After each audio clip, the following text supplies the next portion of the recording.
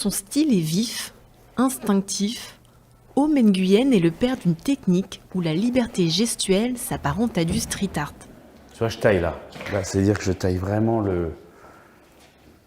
Je lui donne une forme. En fait, j'ai une lueur et là, je vais tailler. Né en France de parents immigrés vietnamiens, ses œuvres sont imprégnées de son histoire personnelle. Et ça parle forcément en fait du voyage qu'il y a eu en bateau, quoi. Enfin, des bateaux qui avaient ce qu'on appelle tout simplement des boat people. Ma mère fait partie de ces camps-là, quoi.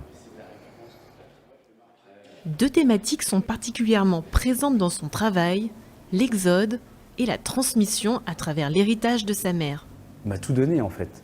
Et si tu veux, cette transmission, elle se fait déjà par la main, elle se fait par des gestes, quoi. Autodidacte, il a utilisé les réseaux sociaux pour se faire connaître. Aujourd'hui, il cumule plus de 100 000 abonnés sur Facebook et 43 000 sur Instagram. Des réseaux sociaux à la galerie, c'est en plein cœur de l'effervescence de Saint-Germain-des-Prés qu'il expose. Ici, une quinzaine d'œuvres majeures sont présentées. Il utilise quand même l'écriture la plus basique au monde, utilisée par tous les artistes, qu'ils soient amateurs ou professionnels, c'est le gribouillis. Anthony, le propriétaire de la galerie, s'attache à faire découvrir cet artiste qu'il affectionne tout particulièrement. Ce qui est extraordinaire dans l'œuvre de Aume par rapport à mon travail de galeriste, c'est que c'est une œuvre, pour moi, qui est la clé de voûte pour initier un public néophyte à l'art. Cette initiation, elle se passe aussi à la Pitié-Salpêtrière auprès des adolescents du service psychiatrique. Un peu plus parce que ça a encore augmenté. Aume y anime des ateliers dessin 2 fois par mois. On n'est pas là pour me faire plaisir, on est là pour se faire un kiff. Son objectif, partager son expérience et son savoir-faire pour aider les jeunes à avoir de nouveau confiance en eux. Ça me rappelle un petit peu aussi mon enfance, dans le sens où j'ai vécu à peu près les mêmes galères qu'eux, et que quelque part la peinture m'a aidé à m'en sortir. Sortir de l'isolement grâce à la peinture, le parcours de Aume est une source d'inspiration. C'est une personne comme tout le monde qui est parti de rien et que nous, peut-être on pourra faire quelque chose comme lui en fait. Plus tu contrôles, moins j'aime.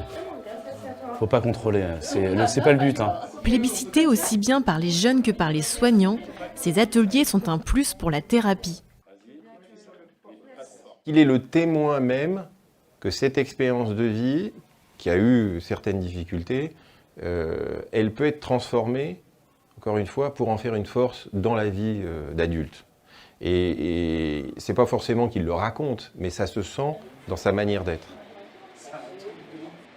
Il n'y a pas que les jeunes que Aume inspire.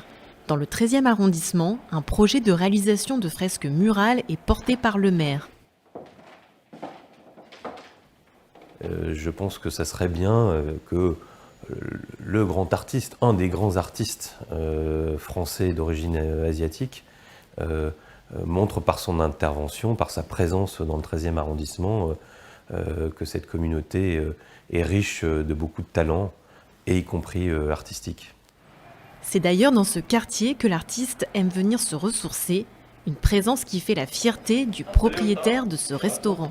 C'est bien ? Ouais.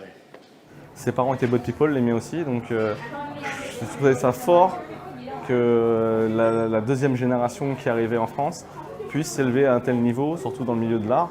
J'ai toujours une tâche, toujours quelque chose. Porte-drapeau pour la communauté, il est un exemple à suivre pour la nouvelle génération.